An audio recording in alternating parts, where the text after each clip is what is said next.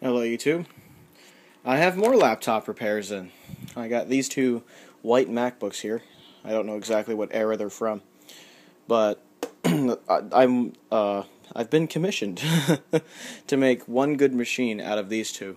One of them has a bad hard drive and one of them has a bad screen, so it's a pretty straightforward repair. So let's assess the damages, shall we? Let's try them one by one. Okay, I got the top one with the stickers on plugged in. The MagSafe connector was full of crap too. These things need a good refurbishing. So, can't really tell which one this is. The keyboard is actually pretty nice on these. Although the button's not very clicky like it is on my MacBook Pro. But let's see what the damage is on this one. It's either going to be the hard drive one or it's going to be the screen one.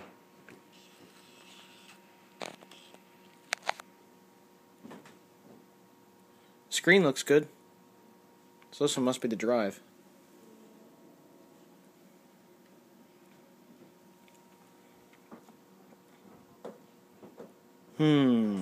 Nothing's happening.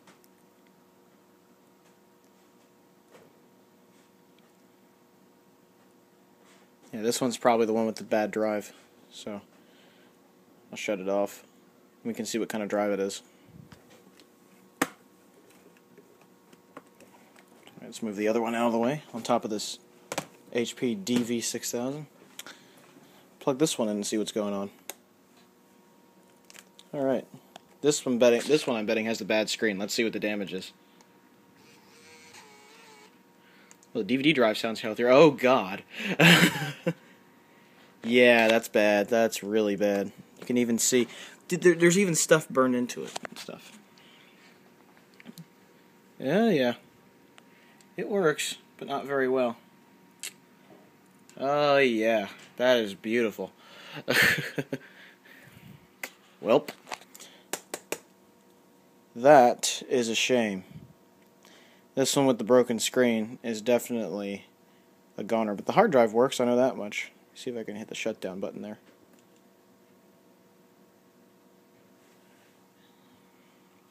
Green vertical line there. Look at that.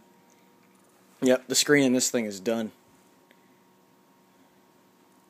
They want one good machine out of this, so this should be a pretty easy repair job. So I'm going to take that one apart and take the drive out. And then take the drive from this one and stick it in there. So pretty much all I'm doing is swapping the hard drive. It should be pretty easy. Remember when Apple's laptops actually had batteries you could change without opening the bottom case and unscrewing something and then taking the plug out? All you had to do was this. Just take a screwdriver or keys or something and there you go. Apple battery. I wonder if that's any good still. Now the hard drive I think is back there, so what I'm going to do is unscrew all these here and then pull this little thing out and I should be able to get to the drive. Yep, that was straightforward. I just loosened 3 screws and pulled this strip out and there's the drive right under there. So you gotta just snake your finger under there, grab the tab, and then pull the drive out.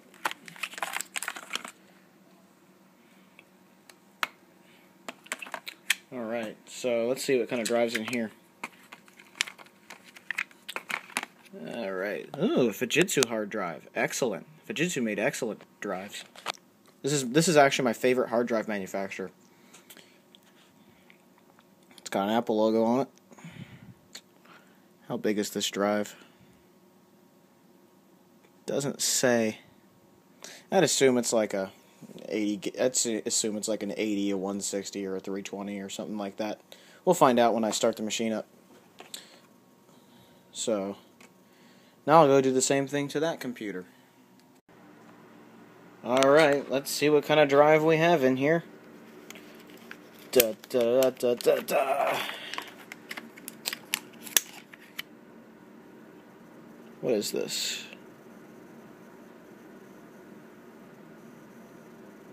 It's another Fujitsu. Wow, a Fujitsu drive that failed. That's rare. I've never seen that before. Huh. Go figure. Just shows that brand loyalty doesn't really matter that much, even in my case. And I love Fujitsu drives. Oh well. So let's get the other drive, stick it back in there, and see if it works.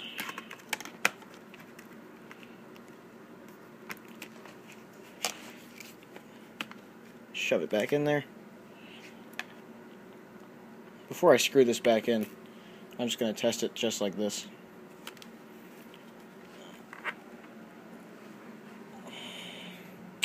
Hold on. I got crap everywhere. Alright, let's plug this in and try it. See if it boots.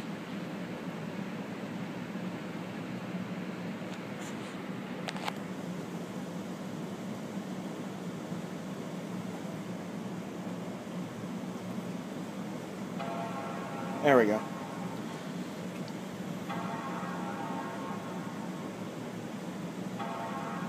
The hell?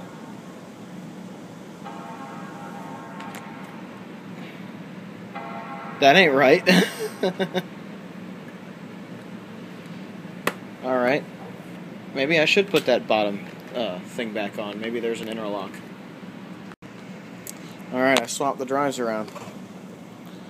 And put that cover back on and put the battery in, so let's see if it works this time.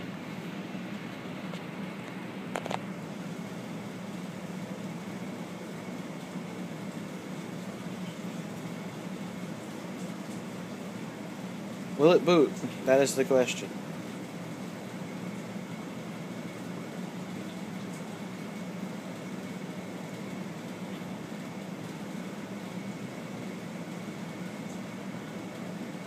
Will it do anything? That's the even bigger question.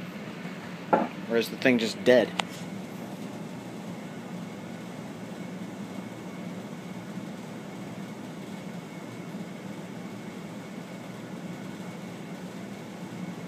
Damn. Oh, hard drive ain't the problem. There's something else up with this machine. I think the logic board, has a problem. So what I'm going to end up having to do is swap the screens over from each computer. This laptop boots and works. So what I'm going to do is take the screen off this one and swap the screens around. I thought this was going to be easy, man. Oh well. That's really unusual, actually. Yeah, I'll just swap the screens and see what happens. Alright, here we have the inside of this dead MacBook here. It's pretty nasty in here, actually. Not all that bad, but still. Board is not very big. That is the entire motherboard. That DVD drive doesn't seem to be in the best shape either, so. And it might work, I don't know. We'll have to test that. Might swap those two just anyway. What on earth is that? It's weird. Yeah, I wonder which is going to be easier to swap, the board or the screen. It looks like the screen just unscrews from the hinge here.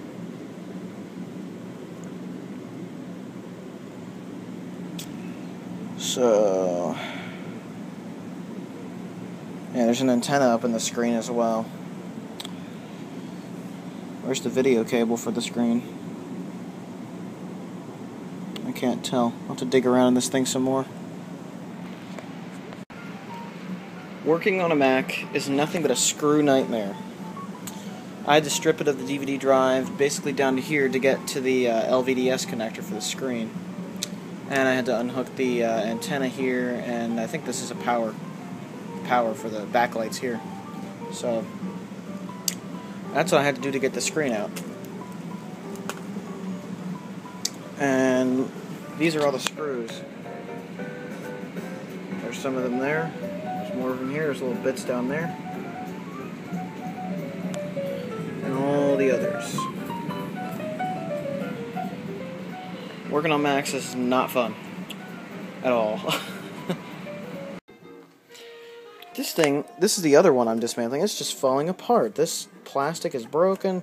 There were pieces falling out. This wasn't even screwed in. It's just... I hate these plastic MacBooks for this reason, because they're fragile. And they're easy to break, apparently, especially when your kids use them. Oh well. Now I'll take the DVD drive out and take the screen off and put that one on. I might as well go over the connectors on the screen. Get your Wi-Fi antenna right here.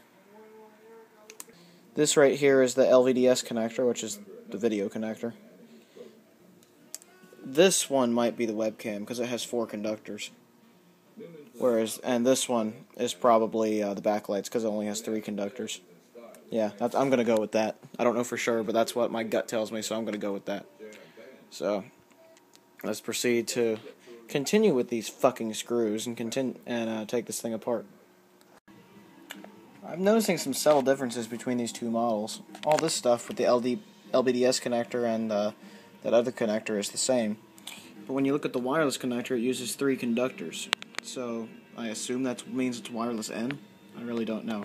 But this screen has 3 connectors, whereas this one only has 2. So I'm going to swap the wireless cards around so that they work right as well. I mean, I probably could get away with plugging 2 in, but I don't want to open this thing back up again and again to find out, so I'm just going to use the old wireless card.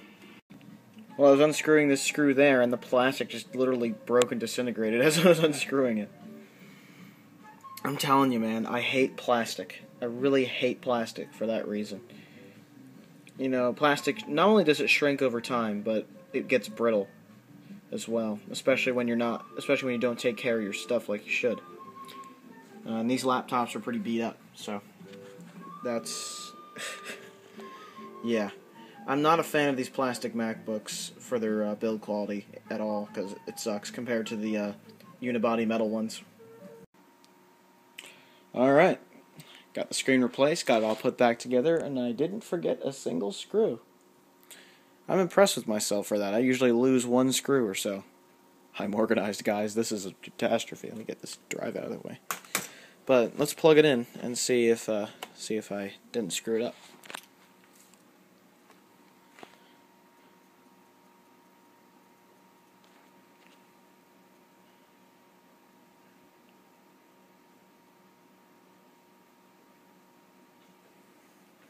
On. Oh, I got a light. Hey! Let's see if she boots. Yes! We have bootage.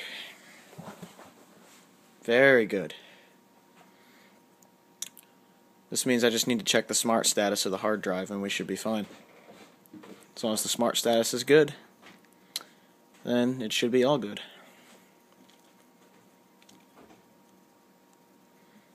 Can watch this boot.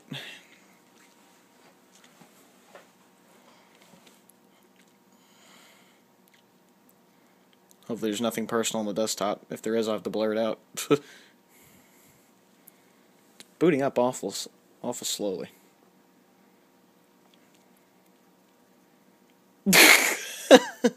What the hell? Alright. Alright. Firefox is opening by itself. Hopefully there's no confidential information. Network error. Ah, yes. It all works, though. It all works. Alright, what we have here is a working laptop. And I would call this repair a success. So, to summarize what I did, I tested both of them out, and the one that had the broken screen booted. So that's the one that I used. Since that one was booting the way it was, I simply swapped the screen. What I failed to realize was that this really cheap Centon RAM that was in the other machine was actually bad, so that's the reason it wasn't posting. And not only that, the hard drive was bad as well. So, it's just a triple whammy. The screen's bad, RAM's bad, and the hard drive's bad. So, it just, a whole lot has just been taken out. So, there you have it. Made one working machine out of it, though, which is really good. The board in this computer might still work, though.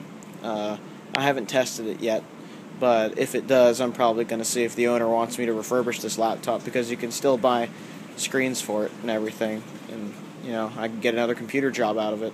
If she doesn't want to, though, I can fix it up myself. That'd be pretty cool. Be a nice video for you guys either way. You can see just the cracks in the screen, even without it being on. That's just bad. Look at that. It's Joe Paterno in the background there. And of course, this thing's going to boot up and start Firefox as soon as I start it up again. It's a pain in the butt. But yeah, working on these Macs is a pain in the butt. It's just a screw nightmare on Macs from this time period. It's not as bad as the PowerBooks were, but it's still not so great on here. There's still screws all over the place, and it's still a little bit not always obvious how to get certain things out because screws are hidden under cables and things like that, you know. I didn't use any guides or anything to do this job. I did it all through intuition. Having worked on Macs before, you know, I could do that. But I figured in the meantime I'd show you what kind of machine this is. He'll tell you what era it's from. It has 1 gig of 667 megahertz RAM, and it has a 2 gigahertz Core 2 Duo with 4 megs of cache. It's a MacBook 2,1, so if you guys want to look that up, that'll dispel what year it was released. I'll probably put an annotation or something just to say, or I'll put it in the description. Either way, that's the model right there. It's a 2,1. Now let's see what we have for graphics. It's an Intel GMA 950. So it's definitely 2006, 2007 era machine with those types of graphics. Has a gig of memory in it with 2 512 sticks. And we have an 80 gig Fujitsu hard drive. And the smart status is verified, so the drive is good. At least it's good enough to work. So, and that's really all I care about. There you have it. That's the machine for you. She works quite well. Although it's this thing could definitely use a another gig RAM or so just to boost its speed a little bit. It's a little slow with only 1 gig of RAM. But unfortunately, that RAM is bad, so we'd have to get more RAM if that were the case. And I'm going to recommend them what I think they should do with this machine, and see if they want me to fix this one completely as well. But I'm assuming because they gave me 2 machines and they wanted me to make one good one out of it, they probably don't want the other one back.